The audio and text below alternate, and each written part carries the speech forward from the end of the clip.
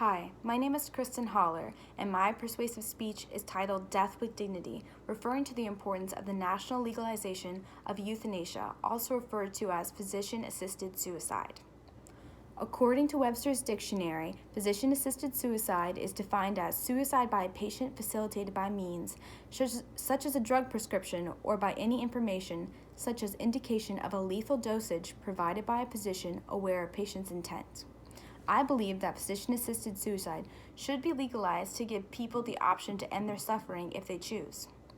First, I will be discussing how medication can only to some extent help alleviate the symptoms that terminally ill patients suffer with until death.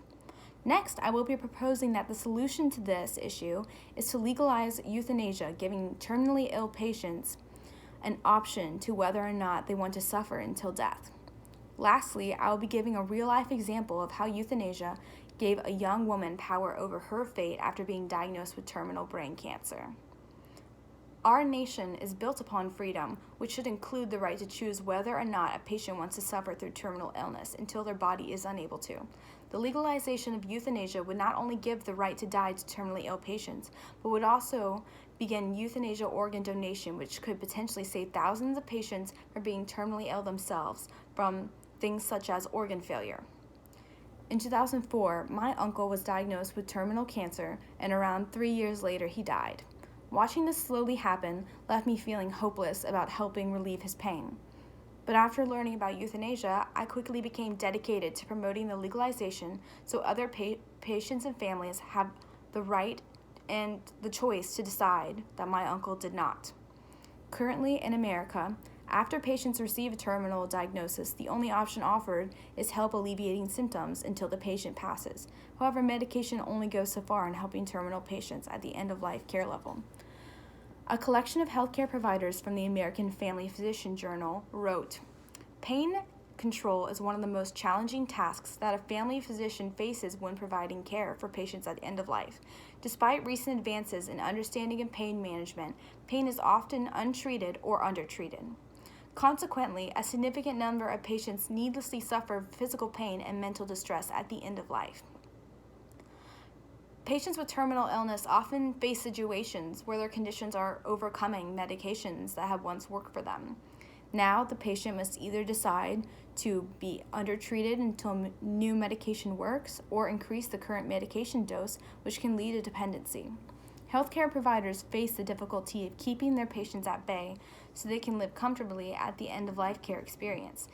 In the cases where all options are exhausted and the patient is tired of suffering, physician-assisted suicide could provide them with an alternative.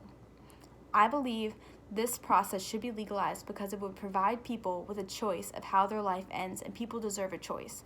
Many people are afraid of death, and being diagnosed with a terminal illness quickly turns this fear into imminent reality.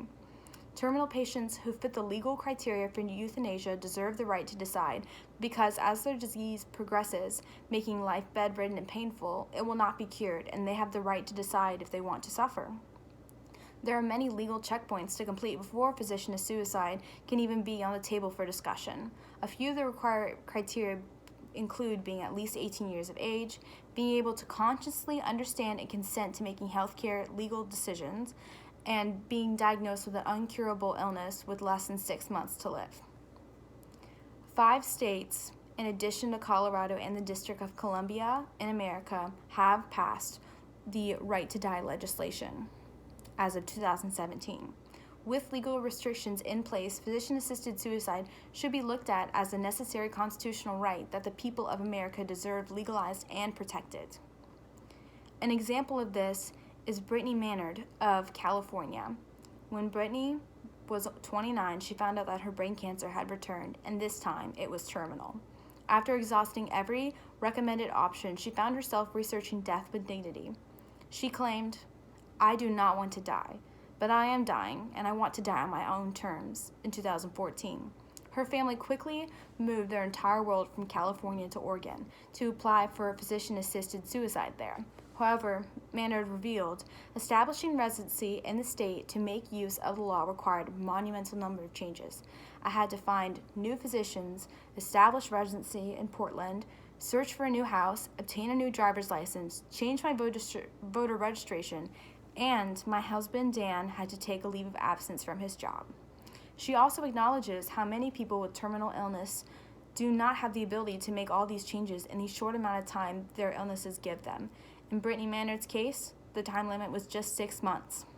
Ultimately, all people should have the option to die with dignity, and the only way to ensure this is by legalizing it nationwide. My first point was that terminally ill patients usually suffer more than what is controllable with medications. Then I discussed how, because of this pain and the limitations patients feel, they shouldn't be able to force the rest of their life stuck in this mindset. Lastly, I discussed how euthanasia helped young Brittany Maynard feel in control of her own fate. The topic of this paper was about physician-assisted suicide because although it is currently not legal nationwide, it should be a terminally ill patient's right to decide how they want to die. The legalization of euthanasia needs to be talked about more to bring about awareness. If you want to help the legalization of euthanasia happen, talk to your friends about it. Get conversations going about it. Most people do not know a lot about physician-assisted suicide. Let's fight for the right to die with dignity for our loved ones because they deserve a choice.